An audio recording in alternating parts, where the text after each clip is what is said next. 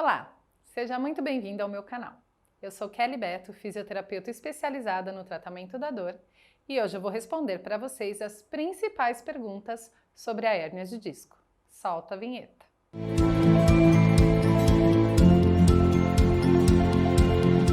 Eu vou começar respondendo para vocês o que é uma hérnia de disco. A hérnia de disco é decorrente da flacidez ou do rompimento do anel fibroso que deveria manter o disco intervertebral no lugar dele, ou seja, entre as vértebras, funcionando como um amortecedor.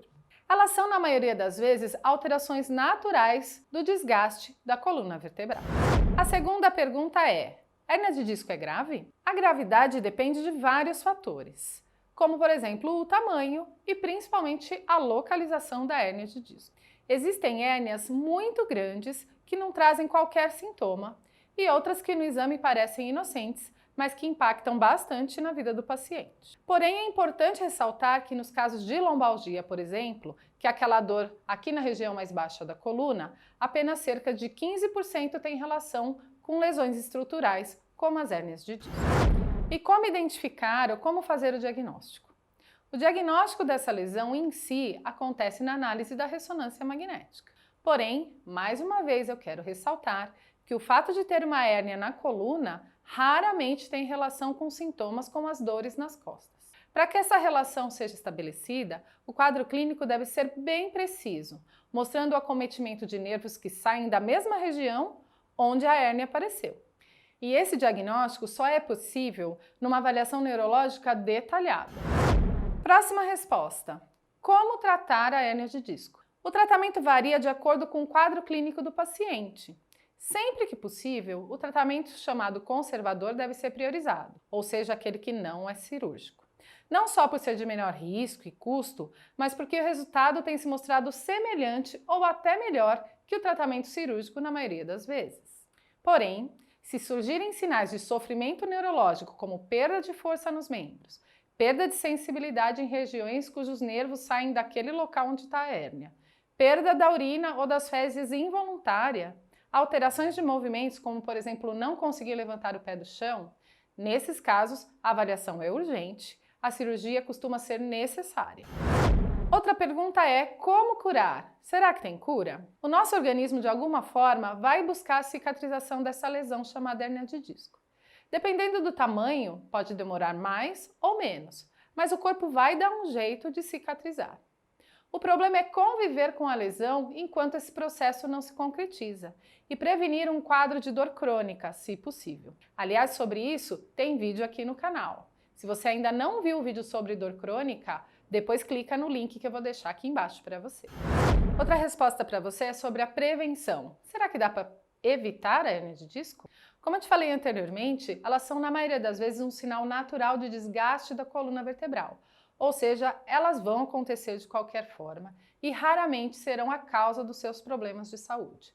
Por outro lado, hábitos de vida mais saudáveis, como fazer atividade física, prevenir obesidade, não fumar, tudo isso podem ser bons indicadores de uma coluna mais saudável. Existem muitas perguntas no consultório que começam com quem tem, pode. Então vamos lá. Quem tem hérnia de disco pode fazer academia? Sim. Pode fazer caminhada? Com certeza. Pode fazer musculação? Sim, pode. Pode fazer agachamento? Se não for um movimento que traz sintomas, também pode, por que não? Fazer abdominal? Idem a resposta anterior. Pode correr? Com certeza. E fazer pilates? Claro que pode.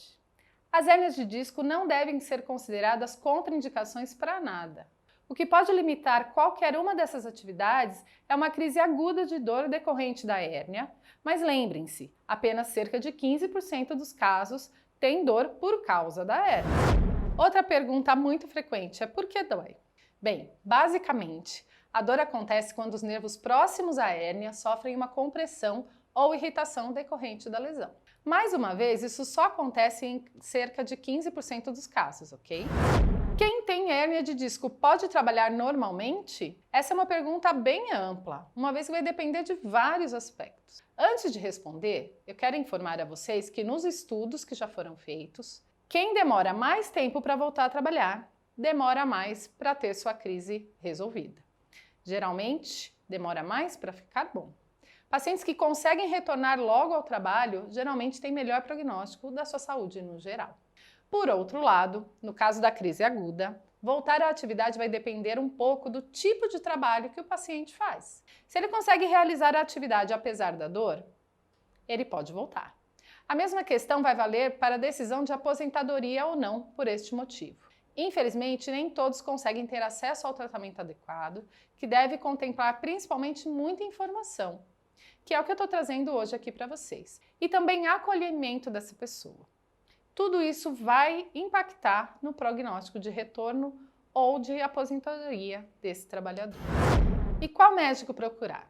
No caso de uma primeira crise aguda, sem aqueles sinais de sofrimento neurológico que eu falei, o atendimento pode ser feito por um bom clínico geral, por um ortopedista, ou médico da dor, ou por um fisioterapeuta. Caso surjam sinais de sofrimento neurológico, aí sim precisa procurar um pronto atendimento ou especialista urgente, que pode ser um neurocirurgião, ortopedista, reumatologista ou médico da dor.